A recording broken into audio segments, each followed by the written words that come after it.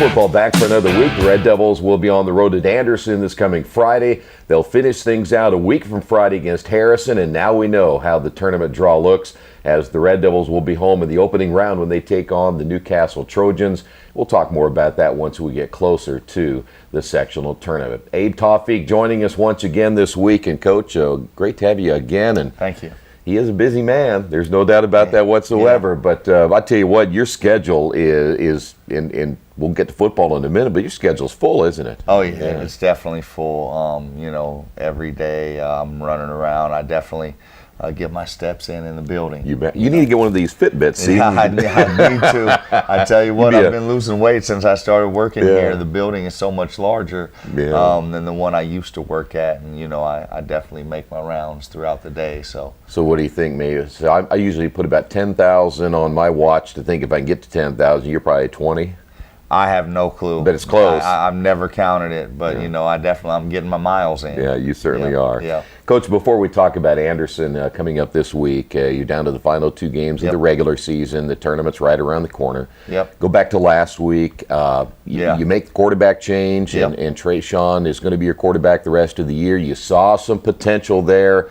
You put Bubba Sanders back in the backfield. He gives you another weapon. So you saw some things there offensively that are really going to make your offense better. Yeah, absolutely. You know, Bubba is a phenomenal running back, you know, and if I go all the way back to some of the conversations we had at the very, very beginning of the season, actually in the preseason, you know, that was one thing I looked at when I took the job, when I started watching film, is, you know, I was going to play Bubba exclusively at running back, and he was going to be the workhorse for us.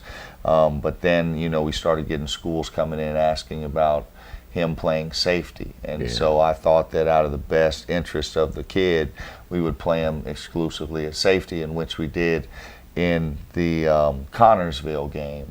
And then he got hurt and hadn't played, you know, anymore up until Logansport. You know, and we were trying to ease him back in at Logansport and let him get his knee under him a little bit, and you know, I just felt like it was the right time to put him in at running back, and you know, kind of go with a triple threat kind of approach with Trayshawn Jones as possibly being, you know, running the ball, Wyatt Bird running the ball, and now Bubba Sanders running the ball. You know, and I think it made our offense very productive. You know, I know we didn't score very many points, but we moved the ball very effectively, especially against that caliber of an opponent. Had the opportunity to score a couple of times right before halftime, and you know, that was something that we've dealt with all season, is, you know, just finding that grit that when you're down within the 10-yard line, nobody's going to stop us from scoring. And you know, late in the game, we kind of found that grit. You know, it was our first score from inside the 10 all season. And you know, that was, I felt, a win for our team in that situation. That showed that we're growing up a little bit, getting a little bit more mature as the season went on. You know, and Trayshawn now has 6 quarters under his belt at the quarterback position, and I think is starting to get more comfortable and really embracing the role as a quarterback. And I think, you know, there's a lot of upside with him, a lot of upside, and so we're going to continue to get better, you know, with him there, and continue to see a lot of 2-back sets from us, you know, and we'll just build it from there. You know, the nice thing about it is, if O'Shea's healthy, you have enough receivers that losing Trayshawn as a receiver, though a blow, because you love to have those 2 big receivers out there, you got enough guys that kind of evens things out a little bit, doesn't it? We get even more weapons. Yeah, absolutely. And, you know, honestly, probably our most polished receiver has been playing cornerback and defensive back most of the season, and Julian Hoagland. Kid runs phenomenal routes, great hands, you know, and I mean, he's just a really polished wide receiver. But, you know, we were trying to go with the, you know, one side of the ball approach, and injuries kind of forced us into having everybody learn both sides of the ball. And so now what it looks like is pretty much all of our guys are going both ways. Julian Hoagland's going both ways. Bubba Sanders going both ways. Even Wyatt Bird now is playing some linebacker and defense for us. Stephon Huber, Jarrell Deloney, Tremel Carpenter, Cody Reese.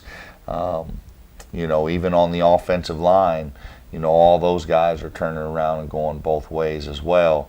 So, it's just been one of those seasons, where we're trying to piece it together and, put these kids in the right position to win. And, I think as a coaching staff, we're starting to get better and starting to figure it out, who we actually have and, who we don't have, who can do what, who can't on a Friday night. And, it's been a work in progress with all the injuries, because every single week it's just been a revolving door of different people. But again, I think that's a blessing in disguise, and that we're going to be returning. I mean, I don't even know the number of how many kids have actually played varsity football on Friday nights. We had a first-year football player that started at left guard and played all 4 quarters Friday night, Dylan Selby. He'll be coming back, with an off season under his belt, a straight A student, working hard in the weight room, good size. He'll be solid for us.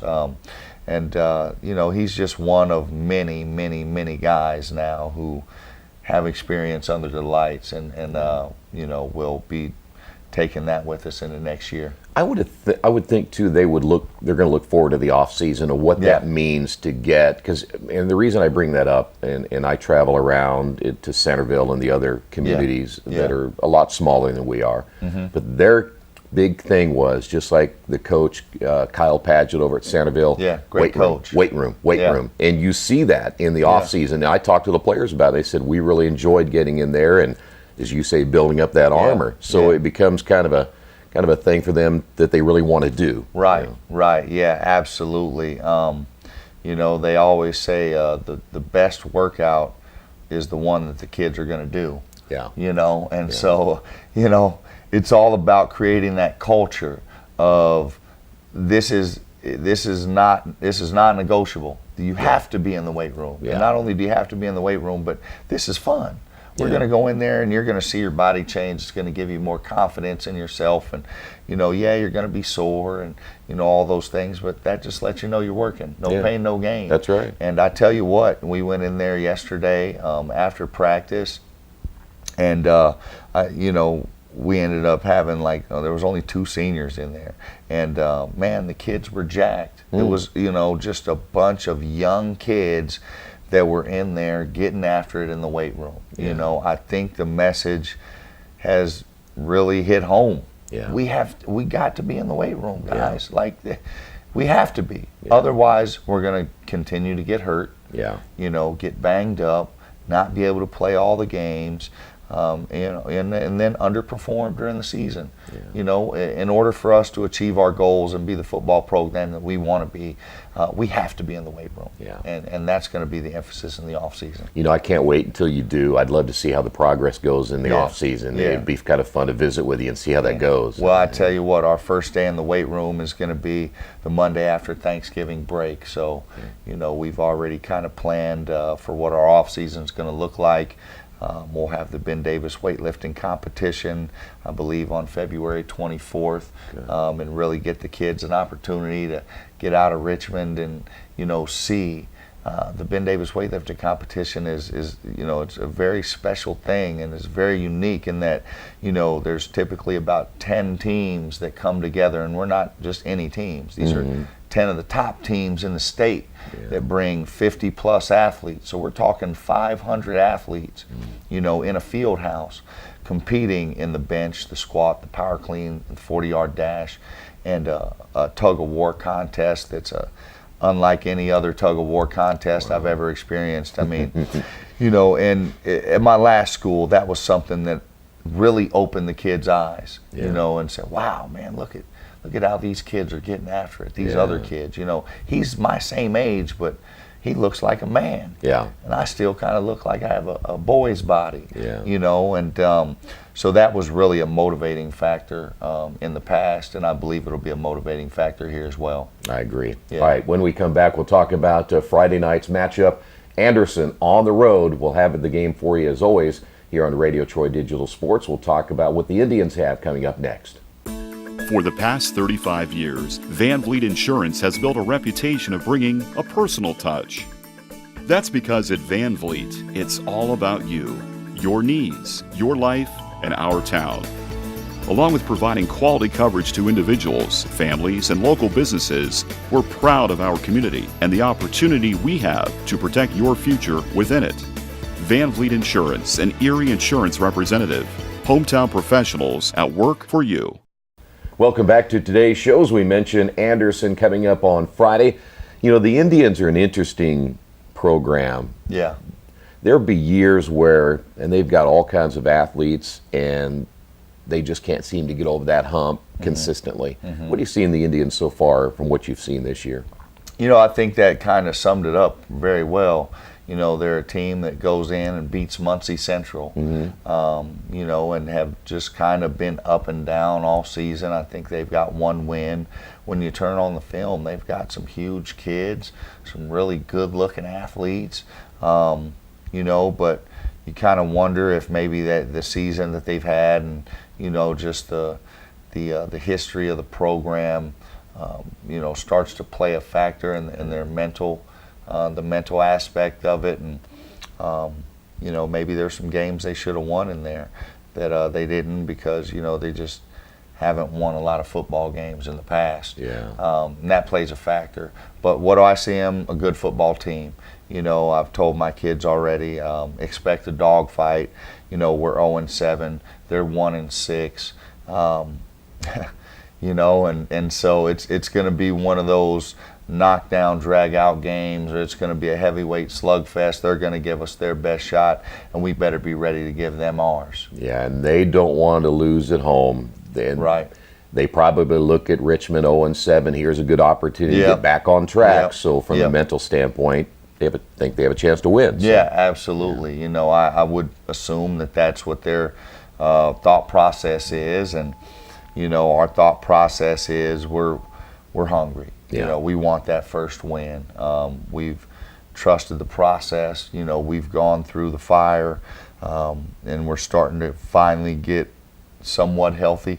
You know, we're still missing Bryce Brown. We'll still be missing Jacob Jones, but for the most part, you know, we're almost as healthy as we've been all season. Good. You know, and so starting to kind of get healthy at the right time, and you know, we feel like it's our time this Friday night. We're going out, and you know, our goal is to get our first win. Boy, I tell you what, and I feel bad for Bryce. You know, he goes from the shoulder down to the leg, you know, and kid just can't catch a break, can he? Yeah, can't catch a break. You know, it's just been kind of one of those seasons for us, you know, and maybe it's one of those things where, again, you know, it's a little bit of humble pie, and, you know, God telling us really focus on the weight room, you know, get in there and work hard, and you know, those kinds of things typically don't happen, you know, if you're doing what you're supposed to do, you know. But his situation, just feel bad for the kid, man. He's,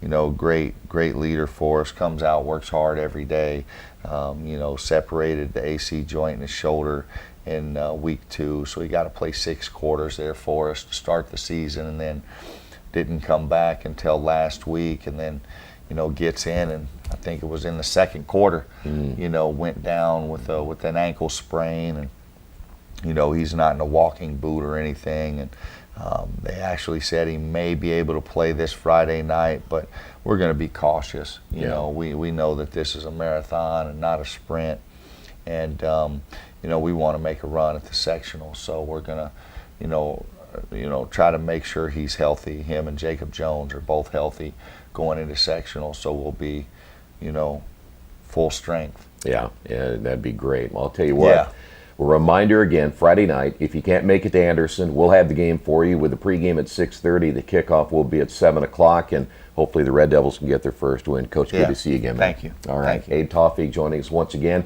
and we'll see you again next week right here on Radio Troy Digital Sports.